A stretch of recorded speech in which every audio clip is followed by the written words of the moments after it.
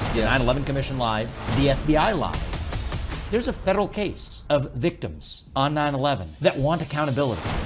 I don't think they would have come for me if this was false. What do we know about Hunter Biden's dealings? What do we know about the truth of what happened on January 6th? What do we know about that Nashville shooter manifesto? Yes, we can handle the truth. Just give me the hard truth. It feels like we're on the cusp of chaos. Oh, there's something going on. I mean, I think we're like in a 1776 moment in this country.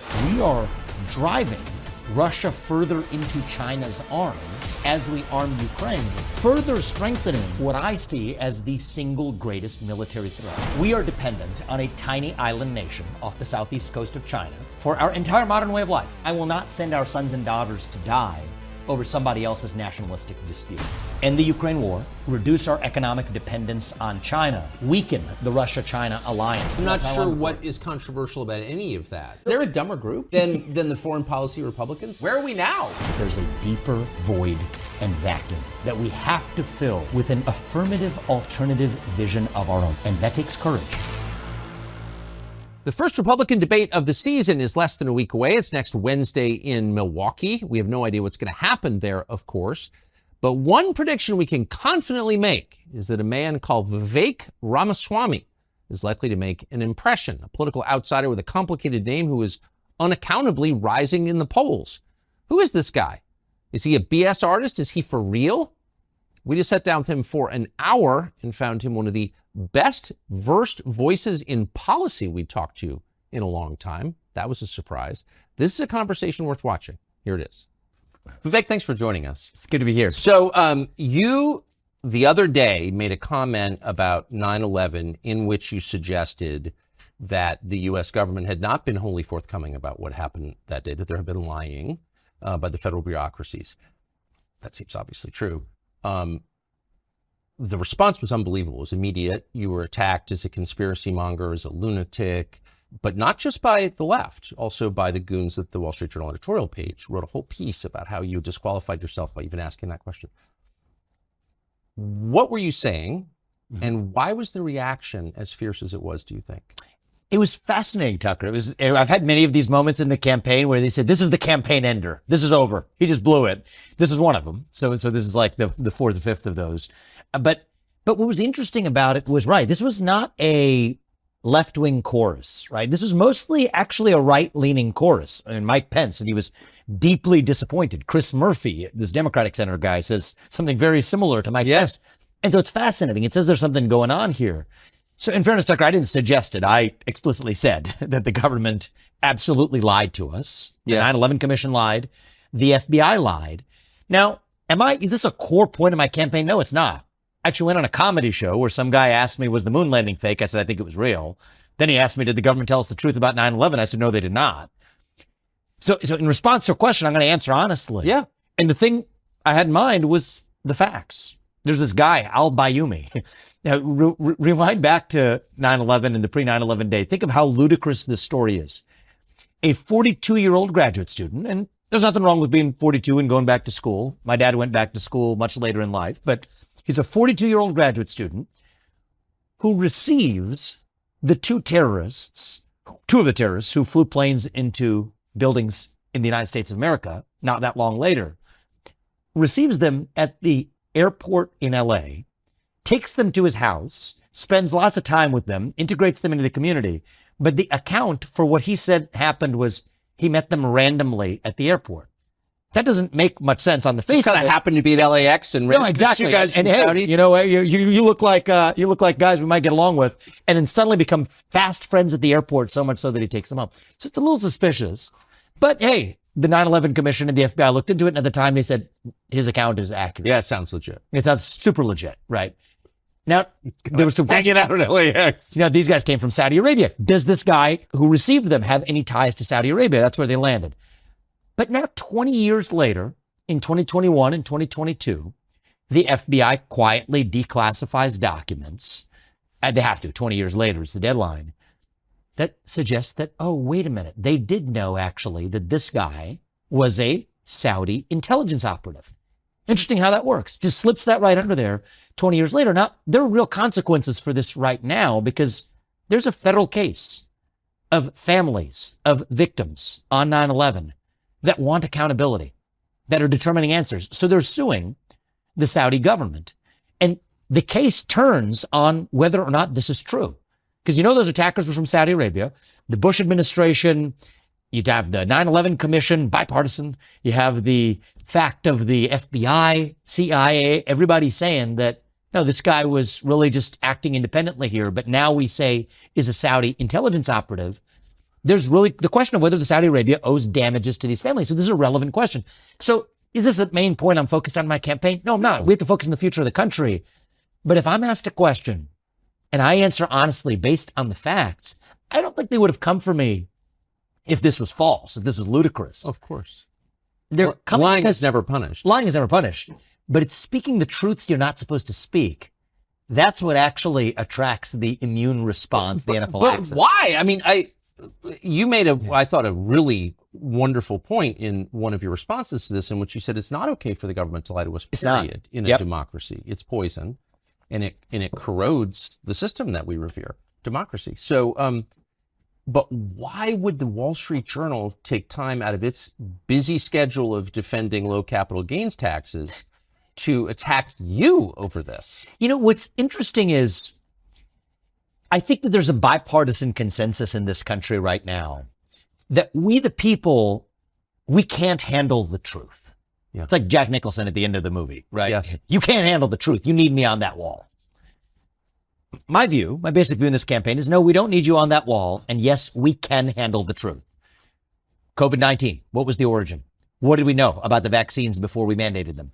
What did we know about Hunter Biden's dealings before we systematically suppressed that story? What do we know about the truth of what happened on January 6th? What do we know about that Nashville shooter manifesto, the transgender individual who shot up a bunch of people in a Christian school?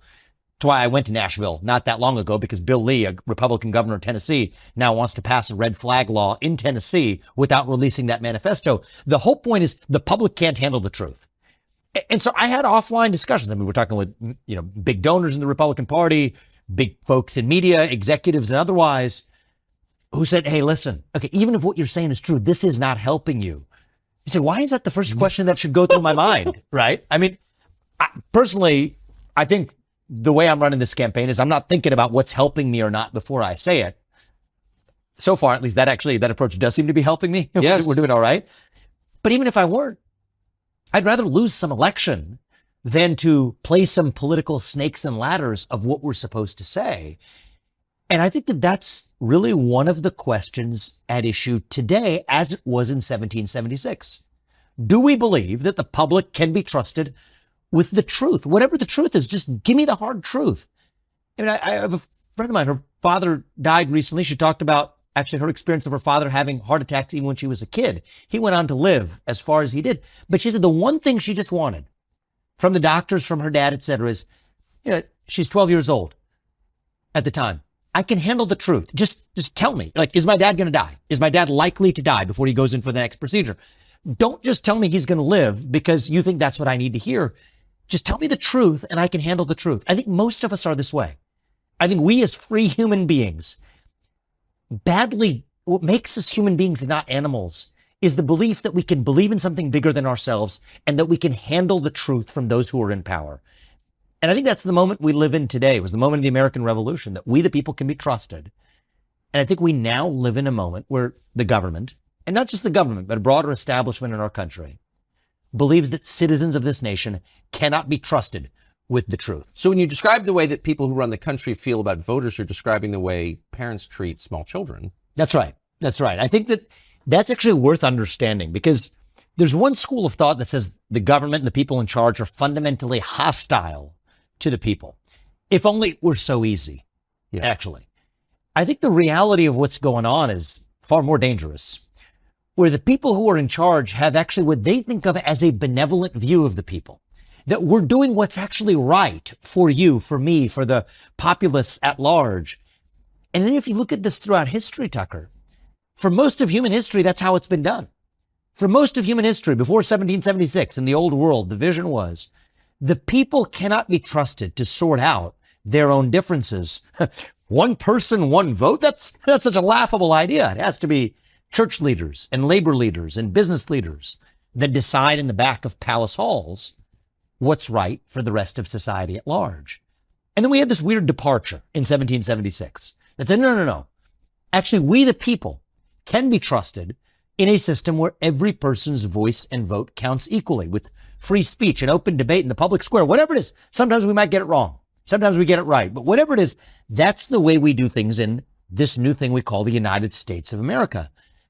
But then every once in a while, and we're in one of those moments, that ugly monster rears its head again that says, no.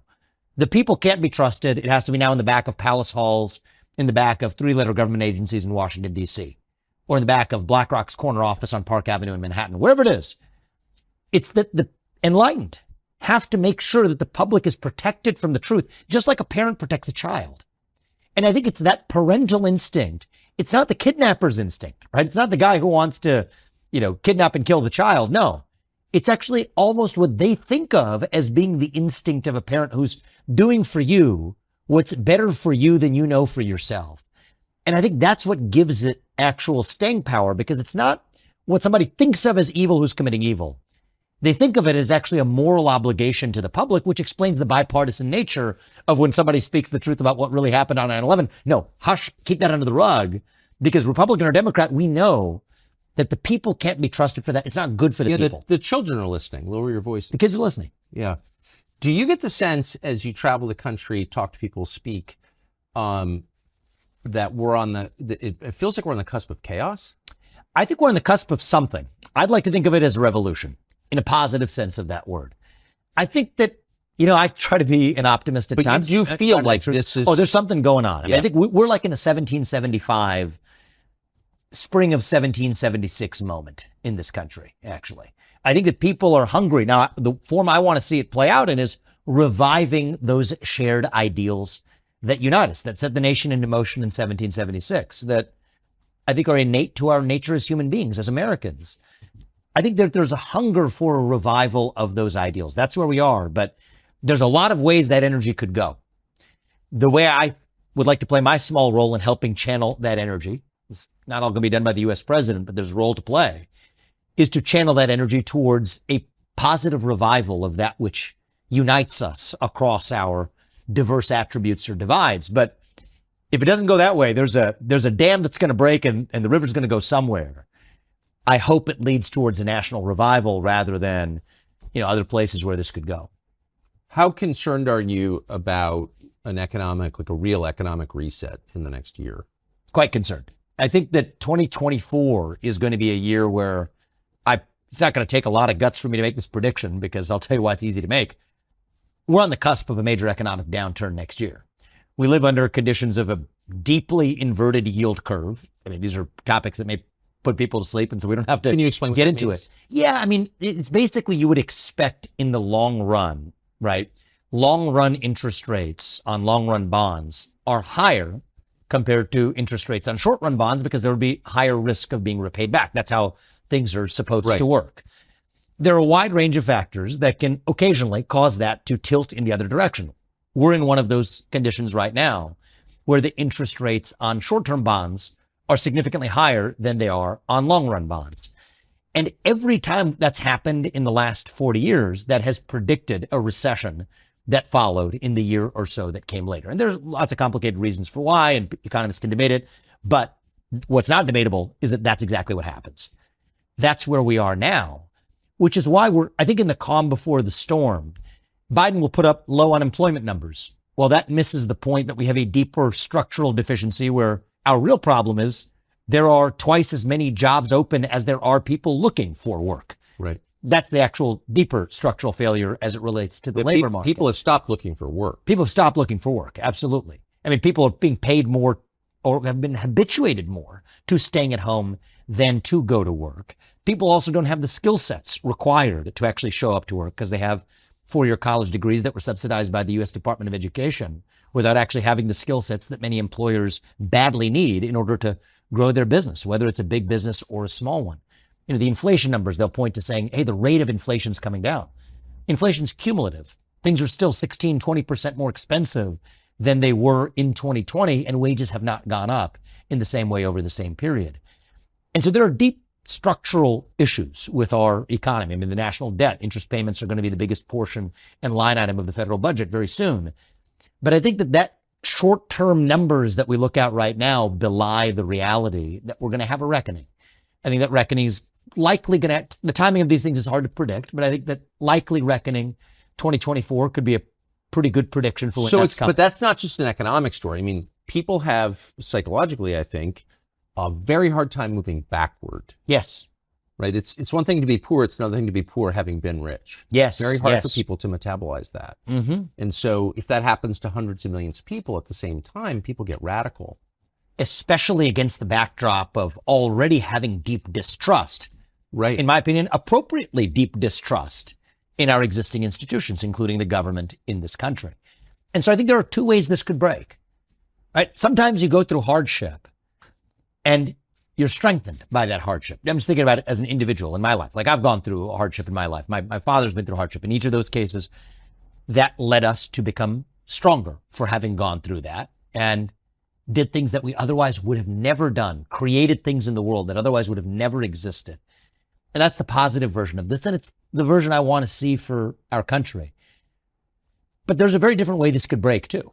I think that if we don't channel that frustration in a direction that creates something anew, right? A sort of reincarnation of our American experiment, which is what's going to be required. Then I think this ends the way that many other revolutions do, is not the creative kind, but the destructive kind. And I think the economic collapse calamity that I think recession at least that's coming could just be the catalyst. We'll blame it on, that'll be the final match that's lit, but it's the kerosene on the floor that we have to pay attention to in the meantime. And that's why I think when people ask me, are you a culture issues guy, or are you an economy guy, or are you focused on foreign policy? It's missing the point. These things are each symptoms of a deeper They're place. of a piece. There's no doubt. No doubt about it. So you said something when I saw you in Iowa earlier this summer.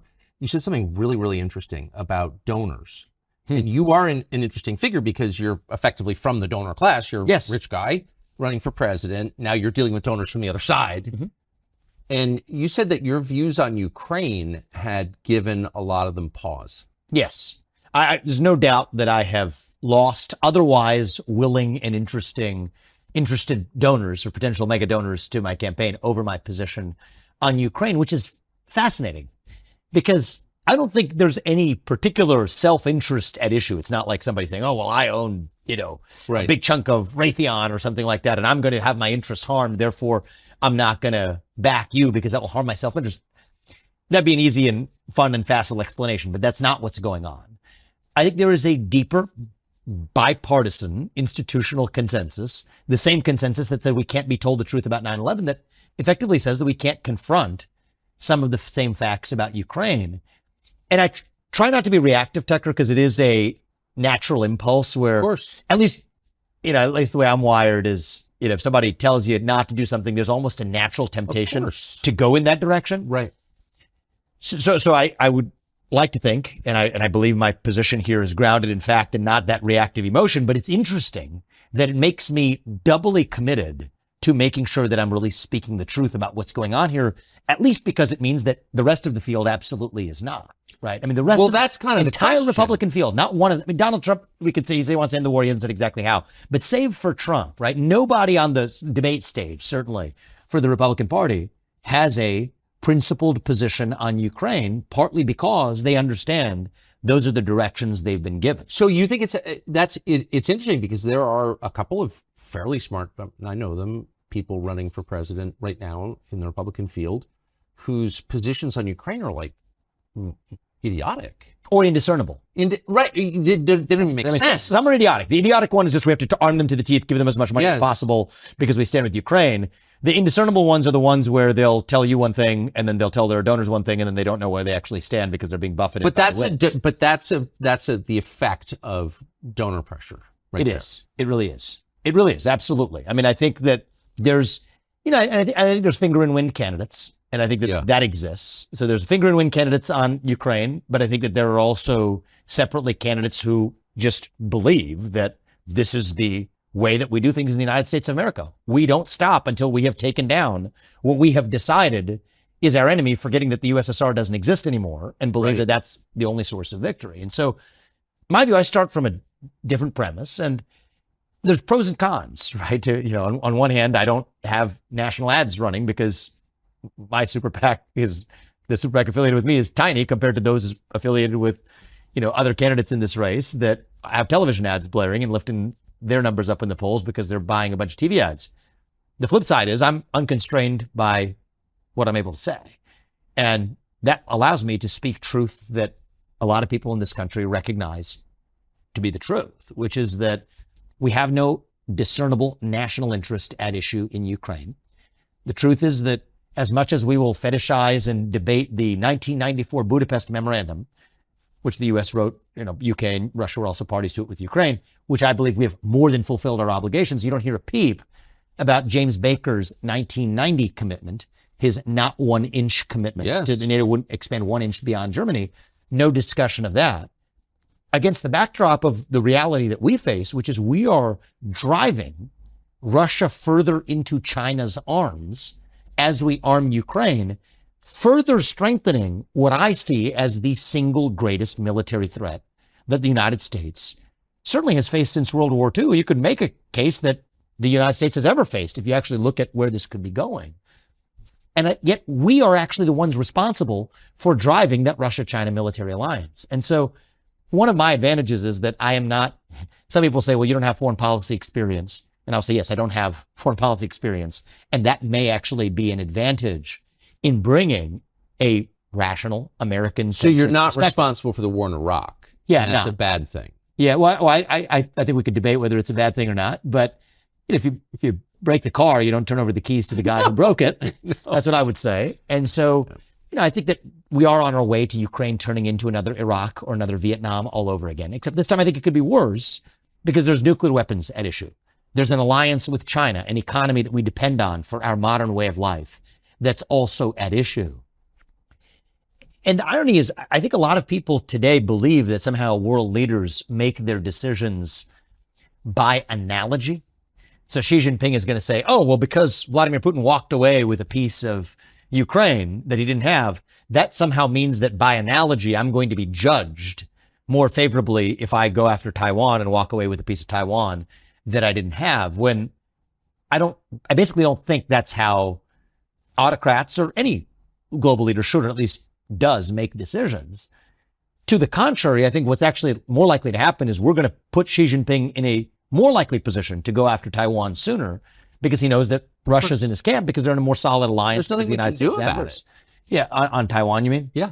Yeah, I mean, I think that that's mostly right. Now, my view is, this is also another heresy that I think have recently managed to cross last night, which is that I think our commitments to go to war in that situation, or to at least even militarily engage in that situation, should change if it's before or after we have semiconductor independence in this country. Well, yeah. I mean, I think so. Right? So I agree with you completely, yeah.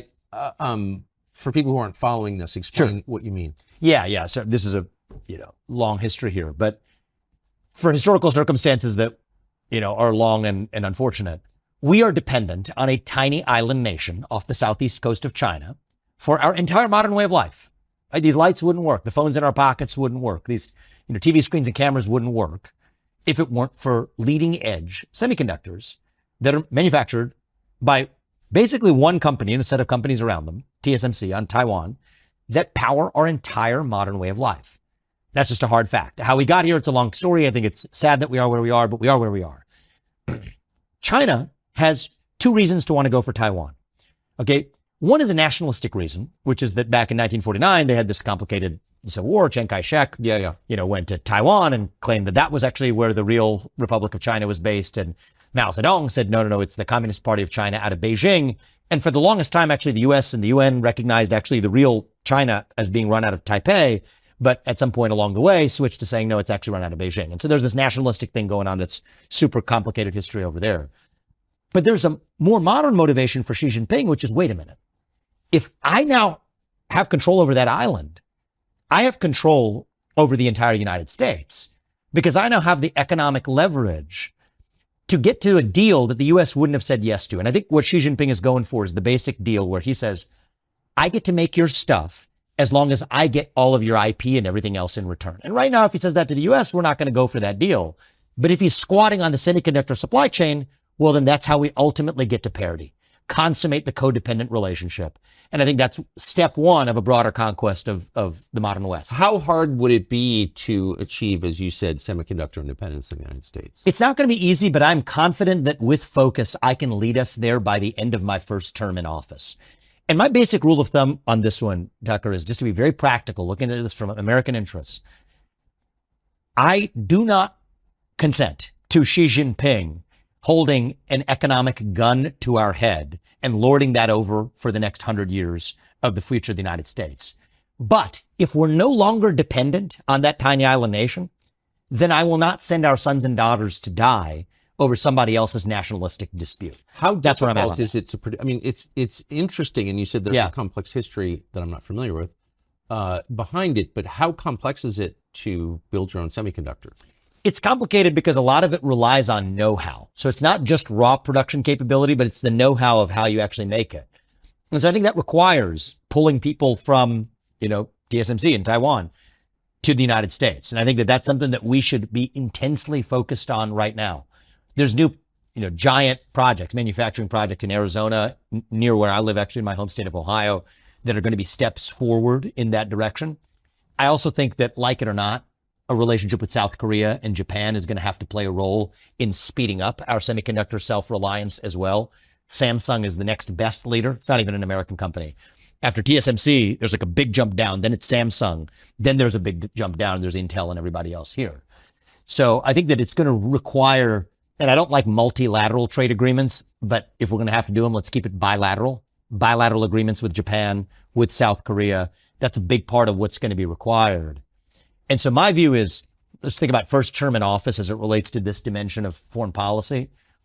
End the Ukraine war on terms that help pull Russia out of China's hands. That's going to require rebuilding a lot of trust. I think I'm up for that job. And I believe that Putin can trust us to follow our self-interest as long as we trust him to follow his. Reopen economic relations with Russia, freeze the current lines of control, make a permanent commitment that NATO will not admit Ukraine to NATO. But in return, weaken, if not disband, that Russia-China alliance. I'd get India back on side. And, if there's a guy who's going to rebuild trust with India, it better be a guy with the name Vivek Ramaswamy, who might be up for that task. But, getting India on side to say, you know what, we're going to be making sure that in a conflict situation in Taiwan, that we're at least on side with the United States. But then more importantly, get semiconductor self-sufficiency in the United States, reduce our economic dependence on China. If we're there by the end of my first term, by the end of 2028, the stakes are now just a lot lower with respect to what's actually happening in Taiwan. And if, is it preferable for China to annex Taiwan even after that scenario? No, probably not. But that's a different bar for whether or not we're going to actually be willing to send our sons and daughters to die over it. And in the meantime, there's one aspect of our national defense that surprisingly nobody's talking about, Tucker, which is actually our national defense of the homeland, where we have actually badly missed the plot for super EMP attacks, cyber attacks, nuclear defense. We helped Israel build an Iron Dome. How about an equivalent of an Iron Dome for the United States and our own homeland? And so that's where I'm focused in my first term. On foreign policy, if I can get us to semiconductor independence, if I can get us to significantly reduced, if not total economic independence from China, weaken the Russia-China alliance by ending the war in Ukraine, that actually keeps China at bay from not having an economic gun to our head over our modern way of life, at which point we then have a different set of commitments where after that, we're going to be in good shape no matter what happens. And so I wasn't, planning to get into some foreign policy detour, but that's the way I'm thinking about the first term. All of that makes sense. You think so? Well, I'm not sure what is controversial about any of that. Well, I think what's controversial about it is they say how far those priority. It's weak. That's what I heard yesterday. Yeah, I mean, from whom? Well, from a lot of Republicans actually. And is there a dumber group? I mean, than the foreign policy Republicans? I'm not talking about Republican voters. I mean, the members of Congress, the low IQ guys from, including your state, I hate to say it, Texas, who make their entire career about seeming strong and quoting Reagan, and under whose watch the country has become demonstrably weaker. It has become, and that doesn't lead to strength, actually. Where are we now? And the funny part is our transgender army, like seriously. Well, people also miss this, Tucker, and this makes people uncomfortable as they get very upset when I say this. I think there's a chance that if we enter war with nuclear allied Russia and China, the United States as we know it, we may take a risk of it ceasing to exist. Of course. Okay, I'm glad you appreciate that. That's good because many people are like, what are you talking about? The United States ceased to exist. No, I actually think. Well, in a nuclear conflict, yes. Well, because we don't have nuclear defense capabilities. No. National defense has not been about defense for a very long time. Right. And so, by the way, super EMP capabilities take out our electric grids. We have, 60 Chinese transformers that are in the midst, nodes in our own electric grid. They could shut down our modern way of life with that. You want to talk about actual cyber attack capabilities? We're better on offense. We have no defensive capabilities. And so, when I think about a modern foreign policy vision, I'd revive a modern Monroe Doctrine. You don't mess with the United States on our own soil. We are not okay with a Chinese spy balloon flying over half our country. We are not okay. We do not consent to a Chinese spy base off the southeast coast of the United States or in Cuba spying on the southeast corridor of the United States. We're not okay with intentionally pumped fentanyl, the raw materials literally coming, I'm not making this up, from Wuhan to Mexican drug cartels that are intentionally being pumped across our southern border as part of really a one-sided opium war. No, we're not okay with that, or with interference in the Western Hemisphere, or with China having control over the Panama Canal, something that people forget as well. No, we're not okay with that, but that is also our top priority. Protect the homeland and the interests of citizens here at home. That is how America is strong and actually leads on the global stage. And so the irony is, at least like the Reagan version of this was, yes, all of that projection peace through strength, but strategic defense initiative, nuclear defense here at home. Now we're in the worst of all worlds where you have a generation of people who vaguely remember the slogans and feel like they want to puff their chest, but can't really do it super confidently. So they're like doing it as like a second language. Well, altogether, forgetting about the actual defense of the homeland, it's even worse because the peace through strength part, the strength part actually provokes that which we're not even prepared to handle back at home. So I end up talking to a lot of neocons actually in terms of, bolstering me up because they don't have the right strategic vision, but they know all like the names of like, what an Ohio class, SSGN versus SSBN is. And I don't know these things. All the war porn, they love that. I mean, I wasn't born with this knowledge, but I'm going to be US president. Yeah. I better darn well and trained to know it. And so I'm probably talking to more liberal hegemony neocon people training me, not because I'm taking their views. I deeply disagree with them, but they, know the lexicon. And so, I want to put myself in a position where it's easily dismissible. This guy doesn't know what an Ohio class SSGN versus a SSBN is. Well, okay, now I do. It turns out it took all of about 30 minutes to get that one under our belt, but it doesn't matter. You're missing the plot if you're actually failing to actually advance. Is there a single neocon with a happy personal life? Like imagine, I haven't drilled into it. Dinner at Bill Kristol's house, the misery. Do you know what I mean? Like it does seem like, I don't want to psychoanalyze here, but it does seem like their project has nothing to do with helping the United States in any way, and it is psychosexual or something. They're for war as long as other people fight it. I mean, it's like a syndrome. I've never seen anything like it. There is a certain titillation you see when they're using words like Virginia class this or Ohio class that or tomahawks facing, there's a certain type of satisfaction. If your wife respected you probably wouldn't have to talk that way. So no, I think everything you said is self-evidently sensible, and it's hard to, by the way, if you took a poll on what you just said, your defense priorities as you just articulated, I can't imagine you get under 90% for that. Like how could you disagree with that? But I haven't taken a poll. But it'll be interesting to find out. It's so obvious. If I'm wrong, maybe I'll get wiped out in the election. And I okay want to play, and you're busy, you got to go campaign. But I just want to play I want to play a soundbite, a SOT, as we say, from you on the campaign trail. This is an exchange, which I think just says a lot, where you're approached by a self-described pansexual. Here's what happened next. I was just wondering, what were your opinions on the LGBTQ plus community? Well, I don't think it's one community. Really? Yeah. I mean, how could it be? Just mashed together an alphabet soup. Trans is fundamentally in tension with gay, if you ask me. But what's your opinion? I'm personally a pansexual, so I was just wondering what your views on same-sex couples were. I don't have a negative view of same-sex couples, but I do have a negative view of a tyranny of the minority. So I think that in the name of protecting against a tyranny of the majority, and there are times in this country's history where we have had a tyranny of the majority, we have now, in the name of protecting against tyranny of the majority, created a new tyranny of the minority. And I think that that's wrong. I don't think that somebody who's religious should be forced to officiate a wedding that they disagree with. I don't think somebody who is a woman who's worked really hard for her achievements should be forced to compete against a biological man in a swim competition. I don't think that somebody who's a woman that respects her bodily autonomy and dignity should be forced to change clothes in a locker room with a man. That's not freedom, that's oppression. And so I believe that we live in a country where free adults should be free to dress how they want, behave how they want, and that's fine. But you don't become oppressive by foisting that on others. And that especially includes kids, because kids aren't the same as adults. It's just a beautiful answer in so many ways, but I just want to parse your initial answer. 3 parts about it I love. She comes up and says, what are your opinions of the LGBT community? First, you question the premise of the question itself. How is it a community?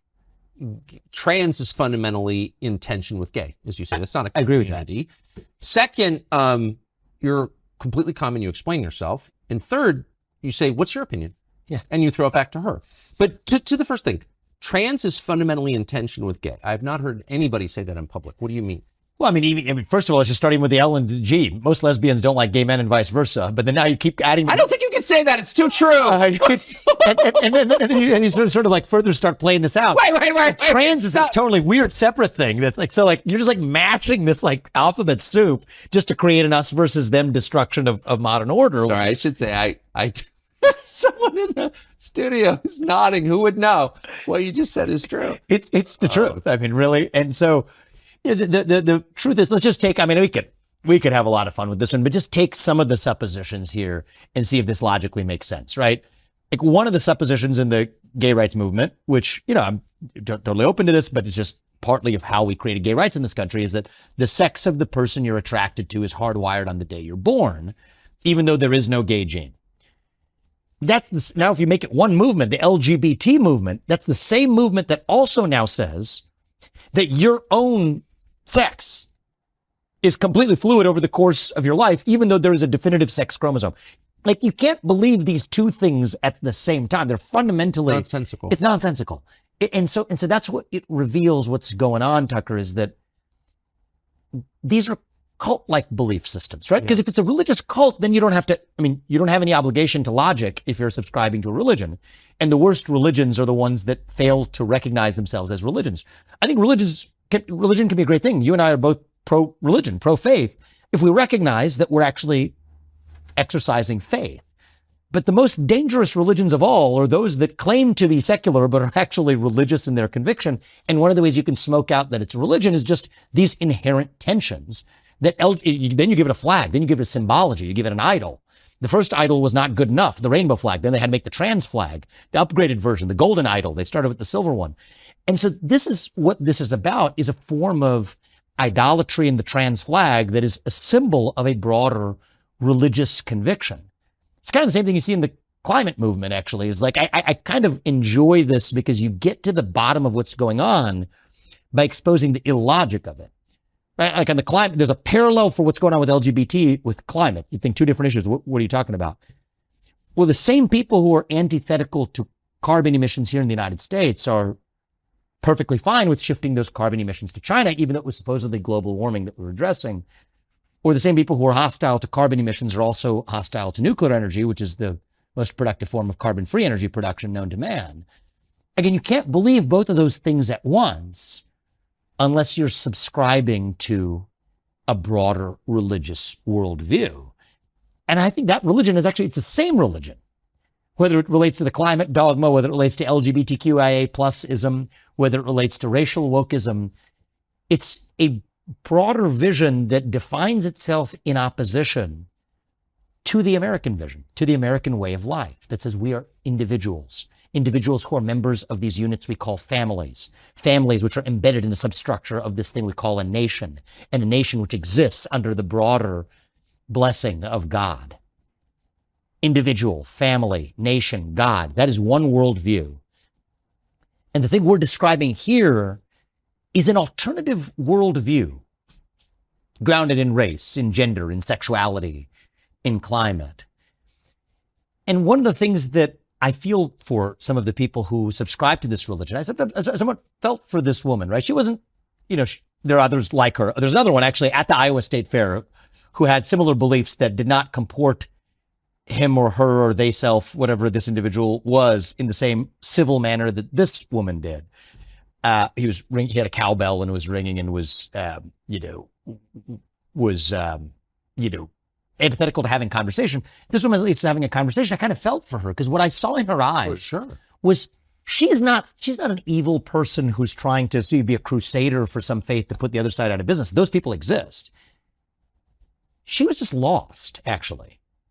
Right? I don't know if it was harder to see on the camera, but I was face to face with her. And when I see that, it's why I also thanked her. I said, thank you for being civil in your exchange. And I'll give you the same courtesy in return. I mean, she was early 20s, best my guess. She's lost. There's a void there. Yeah. Right? So I asked her the question back. There's a blank stare you get in a response. It's almost the same blank stare as if I ask most young people on a given day, what does it mean to be American? It's that same blank stare. That's the void. It's like a deer in the headlights. And I think that this is our moment, our duty, our job as leaders.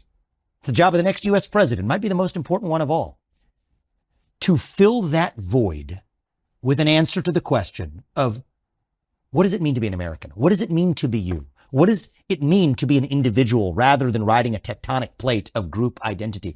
What does it mean to be a member of a family, a nuclear family with a mother and a father that by definition brought you into this world? What does that mean?